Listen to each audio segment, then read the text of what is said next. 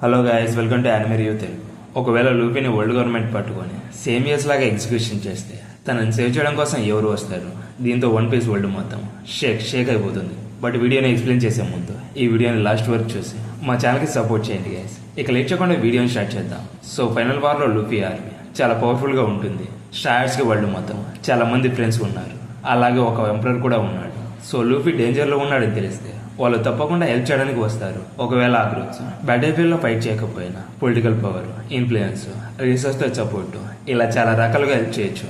First గా Luffy save చేసిన kingdoms గురించి మాట్లాడితే ఈ కింగ్డమ్స్ ఓవర్లో ఆర్మీని ప్రొవైడ్ చేయకపోయినా కూడా పొలిటికల్ గా లూఫీని సపోర్ట్ చేస్తారు. ఎగ్జాంపుల్, ఇండియా ఆపరేషన్స్ ఇందులో స్టార్ట్ చేసే ముందు ఎలా అయితే మనం అదర్ నేషన్స్ ని మీట్ అయ్యి సపోర్ట్ ని గెయిన్ చేసుకున్నారు, అలా ఈ వన్ పీస్ వరల్డ్ వేరే కింగ్డమ్స్ లో ఉన్న కింగ్స్ తో మాట్లాడి వాళ్ళ సైడ్ కి తెచ్చుకోవచ్చు. లేదా ఫైనల్ గా ఈమో అండ్ వరల్డ్ గవర్నమెంట్ ని అపోజ్ చేయాలని అంటే ఈ నేషన్స్ లూఫీ సైడ్ లో ఉంటే వేరే కింగ్డమ్స్ ని కూడా కన్విన్స్ చేయొచ్చు. ఎగ్జాంపుల్, డ్రెస్సోసా కింగ్డమ్, రీకు ఫ్యామిలీలో రెబెకా, కైరోస్, వియోలా, అలాగే వాళ్ళ కింగ్ డోఫ్లెమింగో నుంచి లూఫీ సేవ్ చేశాడు. ఇక్కడ డోఫ్లెమింగో వచ్చి వరల్డ్ గవర్నమెంట్ తో సంబంధం ఉన్న ఒక వార్లాడ్. అది వేరే కింగ్డమ్స్ తో చెప్తే దాంతో వరల్డ్ గవర్నమెంట్ ని క్వశ్చన్ చేయడం స్టార్ట్ చేస్తారు. అలాగే కైరోస్ ఒక legendary warrior, so battlefield లో కూడా యూజ్ అవుతాడు. అలాగే క్రొకడైల్ నుంచి అరబాషా కింగ్డమ్ ని కూడా సేవ్ చేశాడు. అంతేకాదు ఈము కోబ్రాని చంపేసి రెవల్యూషనరీ ఆర్మీ మీద బ్లేమ్ వేశారు. ఇప్పుడు దాంతో వరల్డ్ గవర్నమెంట్ కి పెద్ద హెడేక్ గా మారుతుంది. ఒకవేళ ఇది బయటికి రివీల్ అయితే వరల్డ్ గవర్నమెంట్ నుంచి కింగ్స్ కి సేఫ్ లేదని వాళ్ళకు కూడా అర్థమవుతుంది. కోబ్రాని చంపేయడం వల్ల చాలా డౌట్స్ క్రియేట్ అవుతాయి. అండ్ ఆఫ్ కోర్స్ అరబాషా నుంచి లూఫీకి వివి సపోర్ట్ కూడా ఉంటుంది. ఈ వార్ లో వివి వచ్చి చాలా కీ రోల్ ని ప్లే చేస్తుంది. అలాగే ఈముగా అండ్ నెప్టరీ ఢిల్లీకి ఒక కనెక్షన్ ఉంది. ఇక నెక్స్ట్ వచ్చి ఫిష్మ్యాన్ ఐలాండ్, స్టార్ పైరస్ ఓడి జోన్స్ నుంచి ఫిష్మ్యాన్ ఐలాండ్ ని సేవ్ చేశారు. అలాగే ఇప్పుడు లూఫీ జాబాయ్గా టర్న్ అయ్యాడు కాబట్టి వాళ్ళ బాండ్ ఇంకా స్ట్రాంగ్ అవుతుంది.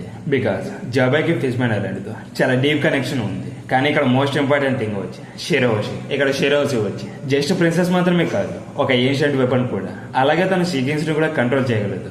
ఇది నెక్స్ట్ లెవెల్ పవర్. వాటర్ లో కొన్ని షిప్స్ మొరిజ్ వాళ్ళకి ఫుడ్ ని తీసుకుని వెళ్తున్నాయని ఇమాజిన్ చేసుకుంటే అప్పుడు సడన్ గా చాలా షీకింగ్స్ వచ్చి ఎంటైర్ షిప్స్ ని డిస్ట్రాయ్ చేశాయని ఇమాజిన్ చేసుకోండి. అంటే ఫిష్మ్యాన్ ఐలాండ్ కి సముద్రం మీద ఫుల్ కంట్రోల్ ఉందని అర్థమవుతుంది. ఇక వన్ పీస్ వరల్డ్ ని చూసుకుంటే మొత్తం వాటర్ తో కవర్ అయి ఉంది. దానివల్ల లూఫీకి అండ్ స్టార్డ్ పైరట్స్ కి అడ్వాంటేజ్ ఉంటుంది. అలాగే జింబే ఇప్పుడు స్టార్డ్ పైరట్స్ లో ఉన్నాడు కాబట్టి సన్ పైరట్స్ కూడా యాడ్ చేయొచ్చు. ఇక నెక్స్ట్ వచ్చి కైడో నుంచి సేవ్ చేసిన కంట్రీ, ఆ కంట్రీలో మొత్తం సామురైస్ అండ్ నింజాస్. అదే బాగుంది. ఈ వన్ పీస్ వరల్డ్ లోనే ఇక్కడ చాలా మంది స్ట్రాంగ్ వారియర్స్ ఉన్నారు. వాళ్ళందరికీ unique fighting styles and different powers కూడా ఉన్నాయి. అలాగే మిన్స్ కూడా ఉన్నారు. వాళ్ళ సులంగ్ ఫామ్ వచ్చి చాలా పవర్ఫుల్ ఫామ్. ఎగ్జాంపుల్, 1 hour లో చూసుకుంటే నెగ్మామోషి అండ్ ఇనరాషి వీళ్ళు సులంగ్ ఫామ్ లోకి వెళ్లి పరస్పరాన్ని డిఫీట్ చేశారు. సో స్ట్రెంత్ లో చూసుకుంటే జాగ్ లెవెల్ లో ఉన్నారు. అలాగే మోమోని మర్చిపోవద్దు, తన దగ్గర కైడో లాంటి పవర్స్ ఉన్నాయి. ఇప్పుడు మోమో వచ్చి డ్రాగన్ లాగా ట్రాన్స్ఫార్మ్ అవ్వలేడు. బట్ 1 hour పర్ఫెక్ట్ గా యూజ్ చేయలేదు. కానీ తన డ్రాగన్ ఫామ్ తో వనిగాషిమాని డెస్ట్రాయ్ అవ్వకుండా హోల్డ్ చేయడం చూసాం. అలాగే ఈ 1 hour లోనే one of the greatest warrior వచ్చి యామటో. ఒకవేళ యామటో ఆ ఐలాండ్ ని వదిలేసి అవుట్ సైడ్ వరల్డ్కి వచ్చిన తన బోంటీ స్టైల్ 1 billion బేరీస్ కి వెళ్ళిపోతుంది. బికాస్ తన కైడో డ్రాగన్ కాదు, తన ఇన్స్టెంట్ స్ట్రెంత్ వల్ల ఇంక్రీజ్ అవుతుంది. ఎగ్జాంపుల్, 1 hour లో కైడోతో ఫైట్ చేసి తనని డ్యామేజ్ చేయడం చూసాము.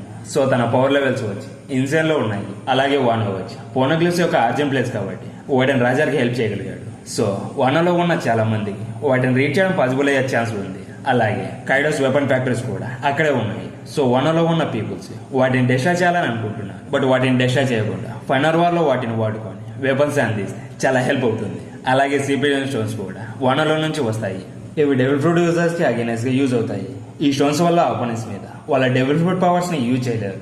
ఈ టెక్నిక్ ని ఇన్స్పిరేషన్ గా తీసుకుని బోర్డో డబ్ల్యూ టెస్ట్ లో ఇంట్రొడ్యూస్ చేశారు. బోర్డోని జోరా అటాక్ చేసి వెళ్లిపోయినప్పుడు కొనామరు ఇలాంటి స్టోన్ తోనే తనని బంధించాడు. ఇక్కడ ఇంకొక మోస్ట్ ఇంపార్టెంట్ పాయింట్ వచ్చి ప్లూటాన్. ఇది ఒక ఏన్షియంట్ వెపన్.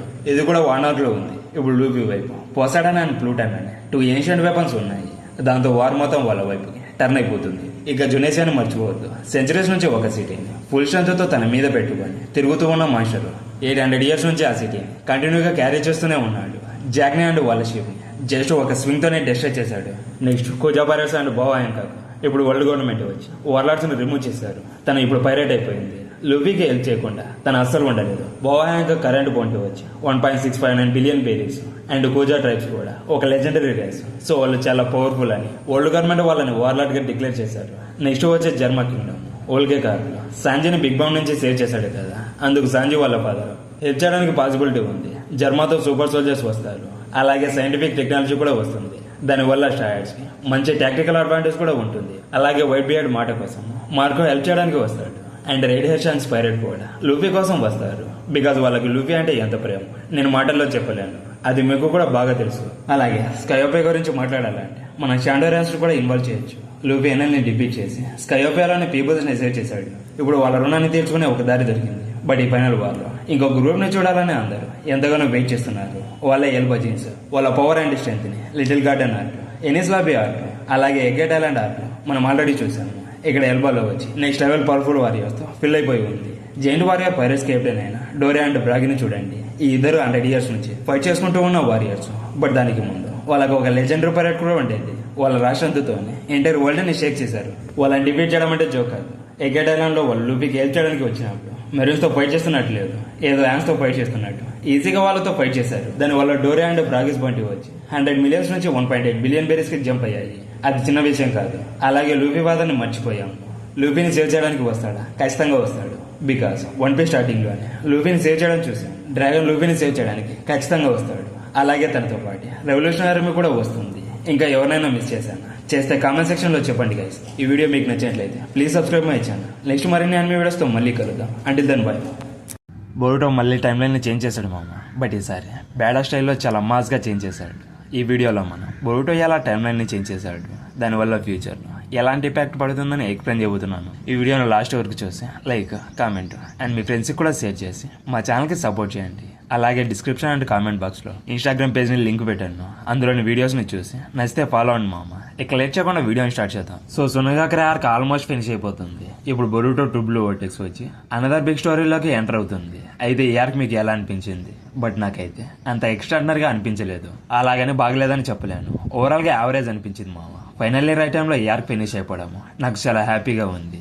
ఈ హోల్ ఫైట్ ని ఒకే ఒక పర్సన్ ఎండ్ చేయగలడని ఆల్రెడీ ప్లాన్ ఉంది. అండ్ ఫైనల్లీ బొరుటో ఫినిష్ చేశాడు. అయితే ఇక్మోటో మనకి చాప్టర్ 17 లో క్లియర్ గా హింట్ చేశాడు. అయితే కొంతమంది ఫ్యాన్స్ వచ్చి బొరుటో ఈ బ్యాటిల్ లో ఇన్వాల్వ్ అవ్వడాన్ని అనుకున్నారు. బట్ బొరుటో అది తప్పని ప్రూవ్ చేశాడు. అది కూడా ఎవరు ఎక్స్పెక్ట్ చేయలేని విధంగా. కాజిన్ కోజు ముందు 4 chapters నుంచి సన్ విలేజ్ లోకి వెళ్లి వాళ్ళకి హెల్ప్ చేయొద్దని బొరుటోకి వార్నింగ్ ఇస్తూనే ఉన్నాడు. దానికి రీజన్ ఏంటంటే సింజూస్ అందరూ వాళ్ళ సెన్సెస్ ని షేర్ చేసుకుంటున్నారు. సో ఎవరైనా బొరుటోని చూస్తే ఇమీడియట్ గా జూరాకి బొరుటో లొకేషన్ తెలుస్తుంది. అప్పుడు జూరా క్లామర్స్ ని యూజ్ చేసి బొరుటో లొకేషన్ కి టెలిపోర్ట్ అవ్వచ్చు. సో కోజీకి ఇదంతా తెలుసు కాబట్టి బొరుటోని సన్ విలేజ్ లోకి వెళ్ళనివ్వకుండా ట్రై చేశాడు. బట్ ఇక్కడ మెయిన్ రీజన్ అది కాదు మామ. కాజిన్ కోజీ మల్టిపుల్ టైమ్ లైన్స్ లో జూరా చేతిలో బొరుటో చనిపోవడం చూశాడు. సో బొరుటోని ప్రొటెక్ట్ చేయడానికి ఏం చెప్పకుండా సైలెంట్ గా ఉన్నాడు. కానీ కోజిన్ కోజీ బొరుటో నుంచి చాలా ఇంపార్టెంట్ విషయాన్ని హైడ్ చేశాడు. దీనివల్ల బొరుటో అండ్ కాజిన్ కోజీ మధ్య ఉన్న ట్రస్ట్ బాగా డ్యామేజ్ అయిపోయింది. దాంతో కోజీ చెప్పిన మాటల్ని ఇగ్నోర్ చేసి బొరుటో కొనావరుని సేవ్ చేయడం కోసం వెళ్ళిపోయాడు. కానీ ఇక్కడ ట్విస్ట్ ఏంటంటే అప్పటికి మత్సూరి ఇంకా బ్రతికే ఉంది. దానివల్ల జూరాకి బొరుటో ఎగ్జాక్ట్ లొకేషన్ తెలిసింది. ఇక జూరా మత్సూరి బాడీలో ఉండే పీసెస్ యొక్క క్లామార్స్ నుంచి టెలిపోర్ట్ అవుతాడు. ఇప్పుడు బొరుటో నెక్స్ట్ గోల్ వచ్చి కొనావరుని రెస్క్యూ చేసి జూరా అక్కడికి వచ్చే లోపే మత్సూరి తాన్సోల్ బాబుని తీసుకొని అక్కడ నుంచి వెళ్ళిపోమని చెప్తాడు. కానీ జూరా ఆ ప్లాన్ ని చూస్తూ గమ్మునే ఉంటాడా? నాకైతే డౌటే మామ. ఒకవేళ జూరా ఓన్లీ బొరుటో మీద మాత్రమే ఫోకస్ చేస్తే రయు అండ్ మత్సూరి తాన్సోల్ బాబుని కొనామరు తీసుకొని అక్కడ నుంచి ఎస్కేప్ అవడానికి ఛాన్స్ ఉంటుంది. అయితే ఇక్కడ మెయిన్ గా డేంజర్ లో ఉండేది బొరుటో. ఈ సిచ్యువేషన్ లో సర్వైవ్ అవ్వడం ఆల్మోస్ట్ ఇంపాసిబుల్. ఇక్కడ బొరుటో సర్వైవ్ అవ్వాలంటే డెస్టినీ బ్రేక్ చేయాలి. అయితే లాస్ట్ చాప్టర్ లో కాజిన్ కోజీ ఆల్రెడీ మెన్షన్ చేశాడు. అదేంటంటే నేను మల్టిపుల్ టైమ్ లైన్స్ లో చూసాను, అన్ని టైమ్ లైన్స్ లో నువ్వు జూరా చేతిలో చనిపోతున్నావు అని రివీల్ చేశాడు.